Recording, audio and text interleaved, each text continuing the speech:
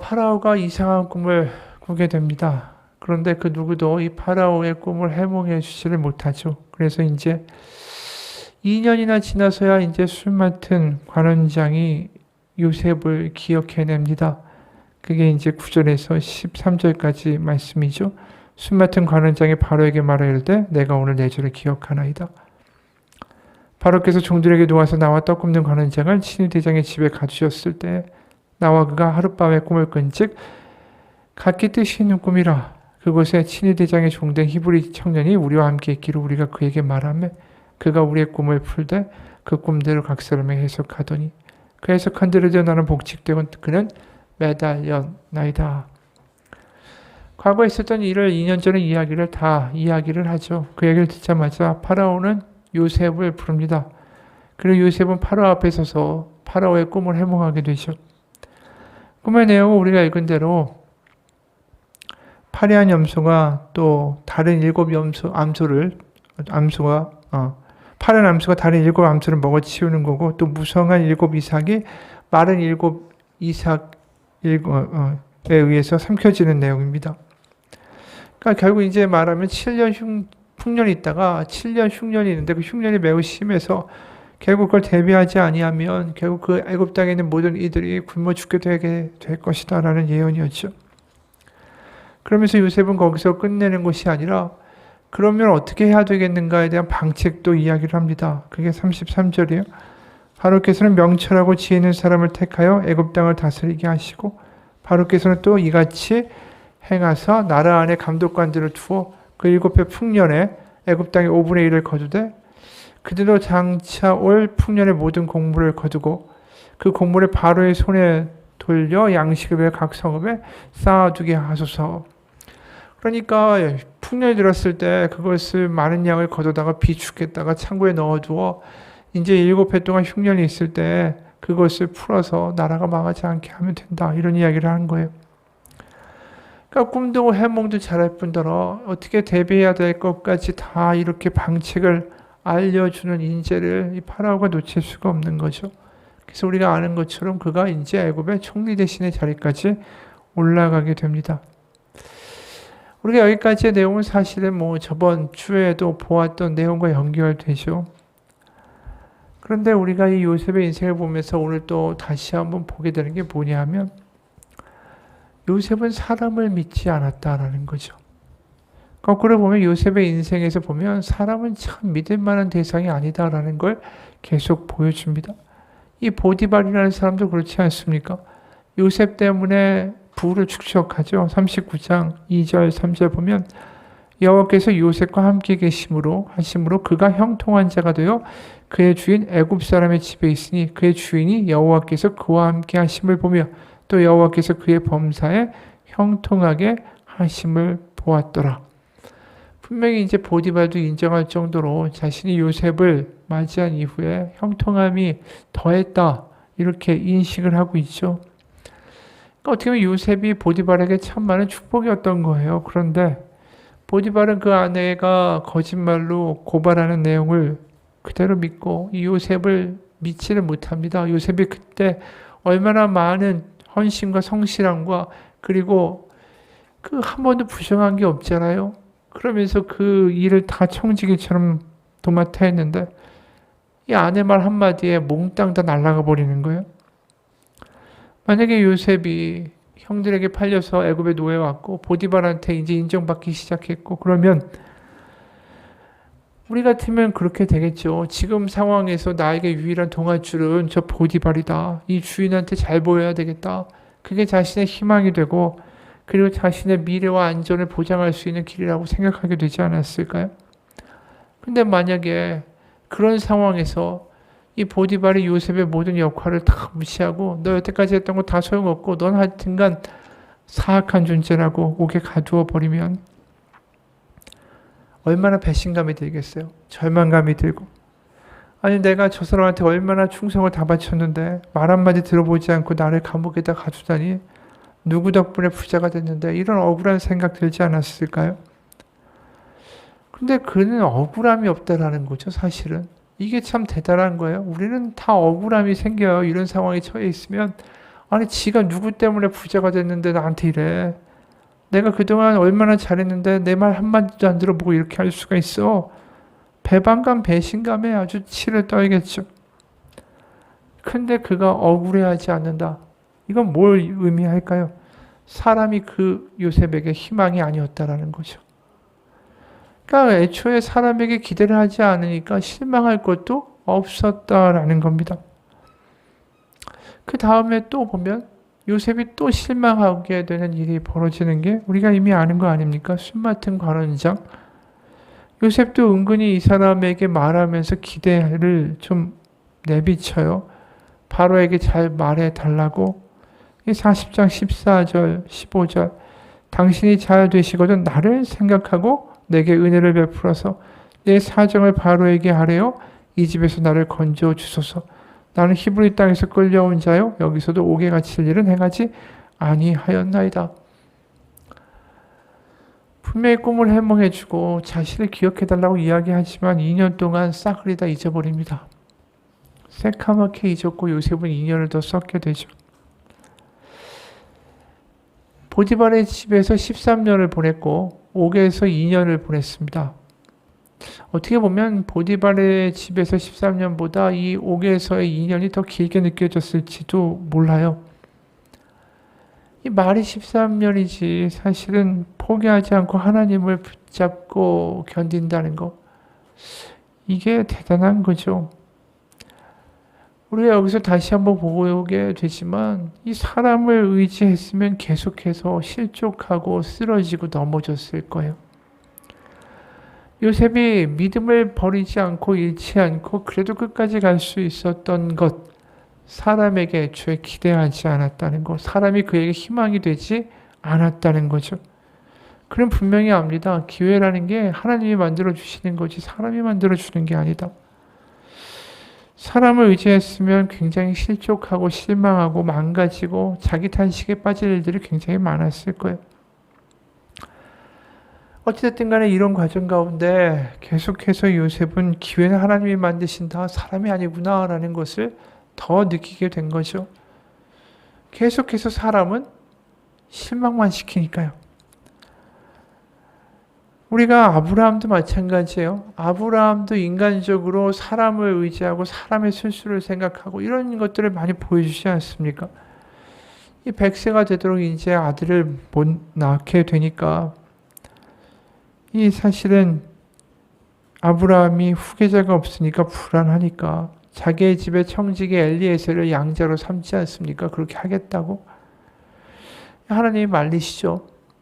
그 다음에 또 사라의 여종인 하갈에게서 이스마엘이라는 아들을 또 얻기도 합니다. 뭔가 이 보이는 사람을 자꾸만 만들어요. 눈에 보이는 사람을 의지하려고 하고 눈에 보이는 사람을 통해서 뭔가 일을 하려고 하는 모습들을 아브라함도 여전히 보여줬다라는 거죠. 그러다가 결국 아브라함이 맨 마지막에 보여주는 게 뭡니까? 이삭이라는 아들, 눈에 보이는 사람 아니에요? 이삭을 가지고 있으면 이제 대를 이어서 우리의 가정이 이게 큰 민족으로 큰 가문으로 되겠구나. 이 사람을 보면 사람을 믿으면 이삭을 죽일 수가 없죠. 근데 하나님 바치라니까 눈에 보이는 이삭이라는 존재를 죽이려고 하는 것을 우리가 보게 됩니다. 여러분 우리가 이제 사람이든 뭐든 간에 눈에 보이는 걸 자꾸만 붙들려고 하는 경향이 우리 가운데 참 많아요. 왜냐하면 하나님은 안 보이고 눈에 보이는 사람이나 돈이나 어떤 기회나 이런 것들은 눈에 확실히 보이고 있기 때문입니다. 믿음이라는 게 결국 뭘까요? 눈에 보이는 게 아니라 눈에 보이지 않는 하나님이 이 모든 것을 주관하신다라고 믿는 게 믿음 아닐까요? 어떤 남자 혼자서 밤에 산길을 걷고 있었습니다. 그러다가 그만 발을 헛디뎌서 낭떠러지로 떨어지게 됐죠. 지푸라기라도 잡으려는 심정으로 팔을 쭉 뻗었는데 이 남자가 다행히도 절벽 사이에 삐져나온 나무 뿌리를 잡게 됩니다. 남자는 매달린 채 젖먹던 힘까지 다해서 기도합니다. 하나님 도와주십시오. 큰 소리로 막 울부짖는 순간에 하나님이 나타나시고 하나님이 이 남자에게 물으셨어요. 네가 진정 나를 믿느냐? 정말 큰 목소리로 네 믿습니다라고 이 남자가 외쳤습니다. 내가 너를 구해 주리라고 믿느냐? 그렇고 말고요. 악을 쓰면서 목이 쉬도록 외쳤습니다. 다급한 남자는 그렇게 대답하고 있는데 하나님의 목소리가 그럼 무엇이든 내가 말하는 대로 네가 하겠느냐? 물론입니다. 그랬더니 들리는 목소리는 그렇다면 그 손을 놓아라 이거였어요. 이 하나님의 음성을 들은 남자는 다음과 같이 외쳤죠. 여보세요. 거기 그 위에 또 다른 분은 없나요? 우리는 잡히는 뭔가를 의지하려는 경향이 굉장히 큽니다. 내가 무언가를 잡고 있지 않으면은 눈에 보이는 뭔가를 붙들지 않으면 불안한 게 우리의 본성이에요. 그게 사람일 수도 있고요. 돈일 수도 있고 내 계획일 수도 있고 하나님은 그걸 놓으라고 하시지만 우리는 그럴 수가 없습니다. 아까 그 사람도 뭐예요? 나무 뿌리 그거 하나지만 그거 놓으면 죽을 거라는 것. 그렇기 때문에 땀을 뻘뻘 흘리면서 그 온 힘을 다해서 나무 뿌리 하나 붙잡고 매달려 있는 거 아닙니까? 근데 이번에는 그 장면을 이렇게 멀리 카메라로 뒤로 빼가지고 보면 어떤 장면이었냐 하면 그가 매달려 있는 지점이 지상에선 한 1m 정도밖에 차이가 안 나는 그런 데였어요. 근데 아래가 안개가 껴있고 겁이 나니까 아래를 못 보니까 이게 천길 낭떠러지가 밑에 있다라고 생각한 거죠. 그러니까 놓을 수가 없었다라는 거예요. 여러분 우리도 순간순간 우리도 이런 상황에 부딪혀요. 하나님의 말씀을 믿을 것인가 아니면 보이는 것을 붙잡을 것인가.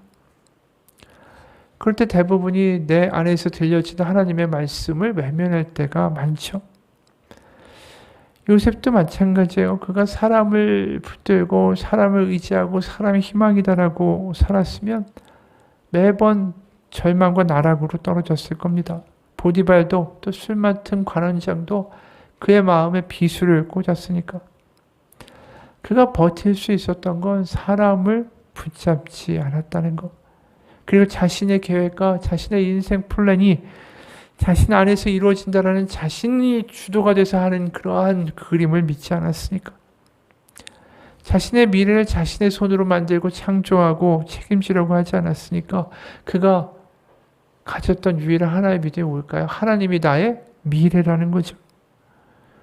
그 믿음이 그를 끌고 간 거예요. 버틸 수 있게 해준 거죠. 그리고 드디어 하나님의 때가 되자 그가 애굽의 2인자 총리 대신이 됩니다. 그리고 그는 나중에 보겠지만 자신의 아들의 이름을 이렇게 짓습니다. 51절, 52절. 요셉이 그의 장남의 이름을 므낫세라 하였으니 하나님이 내게 내 모든 고난과 내 아버지의 온 집 일을 잊어버리게 하셨다 하며 52절 차남의 이름을 에브라임이라 하였으니 하나님이 나를 내가 수고한 땅에서 번성하게 하셨다 함이었더라. 요셉의 아들의 이름을 지으면서 그 아들 이름의 모든 것의 주어가 뭐죠? 하나님이에요. 하나님이 모든 고난을 잊어버리게 하셨고 하나님이 나를 이 땅에서 번성하게 하셨다. 이 모든 주어가 하나님이다라는 거죠. 여러분, 사람을 의지하지 않는다라는 것이 오늘 본문에서 분명하게 보여지는 것입니다. 게다가 바로가 이 요셉에게 뭐라고 말을 합니까? 16절에 요셉이 바로에게 대답하여 이르되 내가 아니라 하나님께서 바로에게 편안한 대답을 하시리이다. 그가 이 파라오 앞에 나아가서 하는 이야기가 하나님이 당신에게 답을 주실 거라고 내가 하는 것도 아니라고 하나님 이야기를 당당하게 이야기합니다. 또 25절에 요셉이 바로에게 아뢰되 바로의 꿈은 하나라 하나님이 그가 하실 일을 바로에게 보이심이니이다. 28절에 또 주어가 하나님이에요. 내가 바로에게 이르기를 하나님이 그가 하실 일을 바로에게 보이신다 함이 이것이라. 그러니까 바로에게 꿈을 보여주시고 이 꿈을 해몽하게 하시고 그 모든 것의 주체가 하나님이라고 바로 앞에서 이야기하고 있는 거죠. 그런데 그 당시에 애굽의 신은 누굴까요? 태양신입니다. 태양신. 태양신, 바로 라라고 불리우는 태양신의 아들이 파라오인 거예요. 근데 일개 히브리 노예가 정말 아무것도 아니잖아요. 손가락 하나면 죽일 수 있는 그런 히브리 노예가 자신이 믿는 하나님이 파라오 당신에게 꿈을 꾸게 하시고 꿈을 해몽케 하시는 그런 분이라고 그렇게 이야기를 하는 거예요. 그래서 32절에 바로께서 꿈을 2번 겹쳐 꾸신 것을 하나님이 이 일을 정하셨습니다. 하나님이 속히 행하시리니. 사실 이 말도 굉장히 위험한 말 중에 하나죠. 신성모독의 말이에요. 왜일까요? 나일강을 그 당시에 지배하는 신이 따로 있었습니다. 물과 비를 관장하는 애굽의 신이 따로 있었어요. 근데 그 모든 거를 다 누가 하신다고요? 하나님이 하신다고 지금 히브리 노예가 말하고 있는 거예요. 그 얘기는 뭡니까? 태양신도, 나일강을 다스리는 신도, 비를 다스리는 신도, 물을 관장하는 신도 다 가짜라는 이야기를 하는 거예요.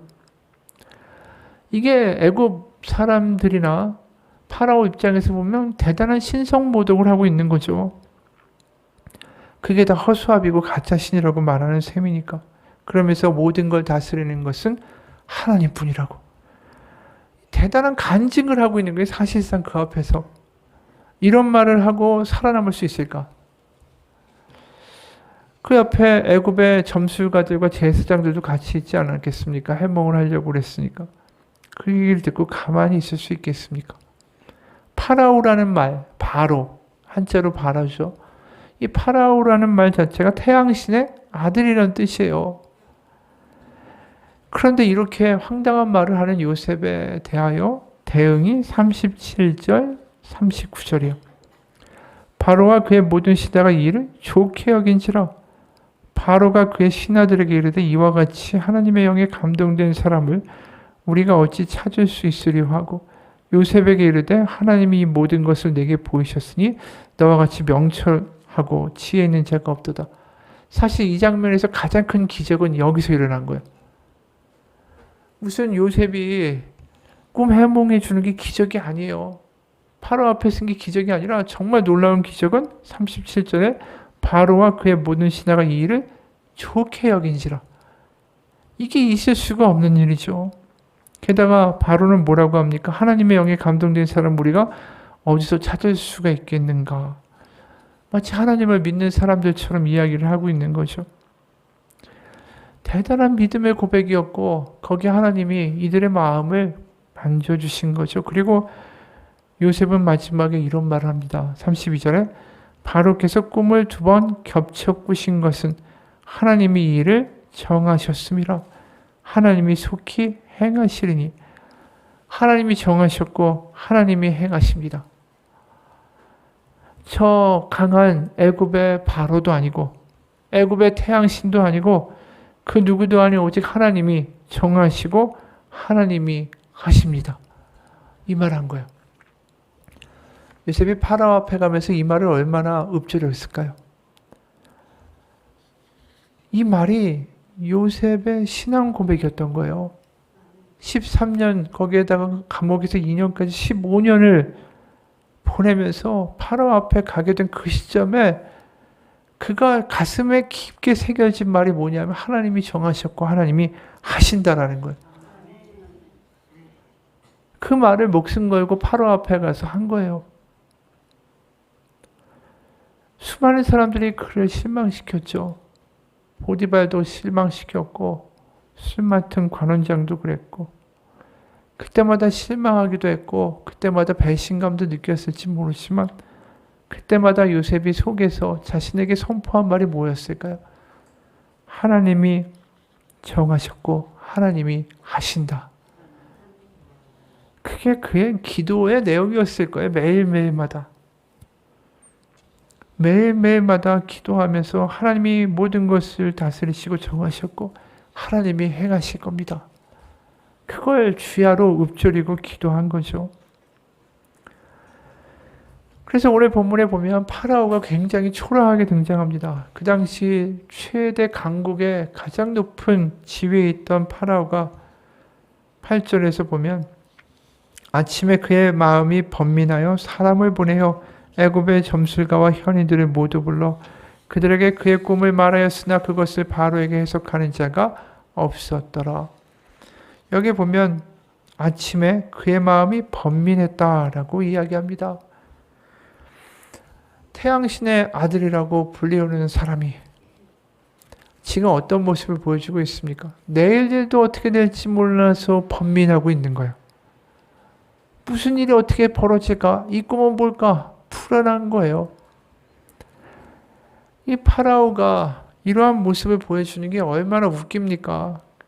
내일 일 어떻게 될지 몰라서 번민하고 불안해하는 파라오와 요셉은 하나님이 정하셨고 하나님이 하신다라고 이 담대하게 나아가는 이 두 대조적인 사람의 모습이 오늘 본문에서 드러나는 거죠. 그러면서 한마디로 또 보여주는 거예요. 애굽의 파라오라는 존재가 세상에서 힘세 보이지만 의지할 대상도 아니고 기대할 대상도 아니고 아무것도 아니다 라고 말하고 있는 거죠. 그리고 14절에 이런 대목도 나와요. 이에 바로가 사람을 보내 요셉을 부르매 그들이 급히 그를 옥에서 내놓은지라 요셉이 곧 수염을 깎고 그의 옷을 갈아입고 바로에게 들어가니 이것도 얼마나 웃긴 대목인지 몰라요. 급한 거예요. 요셉한테 빨리 가야 된다라고 어떻게 될지 모른다고 마치 바로가 요셉에게 매달리는 모습처럼 보여주고 있다라는 거죠. 태양신의 아들인 바로가 요셉의 해몽이 아니면 불안하고 번민에 쌓여서 아무것도 하지 못하는 하나님의 계시를 구하는 받아야만 하는 존재처럼 드러나는 겁니다. 오늘 본문은 확실하게 보여줍니다. 사람을 믿는 것, 의지하는 것만큼 한심한 게 없다라는 거죠. 돈과 권력을 의지하는 것도 한심하다라는 거예요. 사람이 아니라 하나님이 하신다. 오직 하나님이 하신다. 요셉은 15년의 옥생활을 통해서 그것을 자신의 마음에 새겼습니다. 하나님이 정하셨고 하나님이 하시리라. 여러분, 우리가 그 믿음이 지금 마음 가운데 새겨지고 있는 과정 같습니다. 아직도 여전히 사랑과 세상의 어떤 보이는 것과 돈과 물질과 세상에 돌아가는 형국과 수많은 사람들의 말들을 의지하면서 거기에 솔깃해하는 우리의 모습에서 이제 하나님이 정하셨고 하나님이 하신다라는 믿음의 고백을 만들어가는 믿음으로 우리를 만들어 가시는 것 같아요. 그렇기 때문에 요셉에게 사실은 하루아침에 총리 대신이 되었다라고 성경은 말하지 않습니다. 근데 많은 사람들은 요셉이 믿음을 가졌더니 총리 대신이 되었다라는 간편한 믿음으로 정리를 하고 넘어가죠. 하지만 그건 간단하게 정리될 수 있는 믿음이 아니었던 거예요. 15년의 세월이 있었고 거기에 자신의 영혼에 대하여 선포한 정말 가슴에 깊게 새겨진 신앙의 고백이 있었던 거죠. 그 믿음이 총리 대신을 만든 거예요. 만약에 그 고백이 없었으면 요셉이 애굽의 최강자 파라오 앞에서 이렇게 신성모독적인 발언을 마구 해댈 수 있었을까요? 15년 동안 준비된 거예요, 사실은. 꿈을 해몽한 게 대단한 게 아니라 거기서 그런 말을 할 수 있고 그렇게 하나님이 하신다라고 말할 수 있기 위하여 15년을 하나님이 준비시키신 거라고. 그래서 총리 대신이 된 겁니다. 여러분, 하루아침에 믿음으로 하나님이 놀라운 일을 우리를 통하여 이루시는 게 아니라 우리 가운데 과정이 있어요. 그리고 그 과정 가운데 우리는 분명한 신앙의 고백을 만들어내게 될 거라고 믿습니다. 이 출애굽한 이스라엘 백성도 마찬가지입니다. 그들이 하루아침에 그냥 쉽게 몇 달 만에 바로 가나안으로 갔으면 얼마나 좋았겠어요. 젖과 꿀이 흐르는 땅으로 바로 가서 거기서 나라를 세우고 잘 됐더라. 그러면 다 보기에 좋죠. 근데 그들이 광야를 지나가게 됩니다. 그러면서 광야에서 녹록치 않은 어려운 그런 상황들을 맞이하게 되죠. 눈에 보이는 건 정말 힘들어요. 불가능한 것들, 기껏해야 만나 정도만 주어지고 어쩌다 매출하게 주어지고 또 목마르고 또 모래사막을 걸어가야 되는 일이 펼쳐집니다. 하지만 그 과정이 가나안에 들어가기 전에 꼭 필요했다라는 거죠. 왜요? 그들이 광야에서 고백하게 되는 신앙의 고백이 있었기 때문이에요. 그게 십계명의 고백이죠. 그걸 요약하면 다른 게 아니라 이겁니다. 하나님 외에는 다른 신이 없다. 하나님이 옳습니다. 하나님이 하십니다. 하나님이 답입니다. 그게 십계명의 전반부예요. 하나님밖에 없다고, 하나님이 하신다고, 하나님이 옳다고. 그 고백이 광야에서 만들어지고 나서야, 그게 그들의 심장에 새겨지고 나서야 가나안에 들어가서 그들은 어떤 행동을 하게 됩니까? 거인들이 득실득실거리는 그런 성들과 여리고와 같은 높은 성을 법궤를 메고 7바퀴를 도는 멍청한 짓을 합니다. 누가 거기서 화살을 쏠지도 모르고 그렇게 다니다가 언제 기습 당할지도 모르고 매복당할지도 모르고 전략으로 보면 가장 한심하고 말도 안 되는 짓거리를 무모하게 하는 거예요. 어떻게 그렇게 할 수 있었을까요?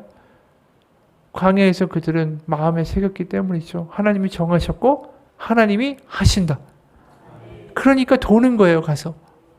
누가 봐도 바보 같은 짓 아닙니까? 얼간이 같은 짓을 하는 거죠. 그들이 만약에 광야의 시간이 없었고 신앙 고백이 빚어지는 시간이 없이 그대로 여리고로 갔다면, 하나님이 법궤 메고 앞에 나팔 불고 돌아 그러면 미쳤습니까? 내가 그걸 하게?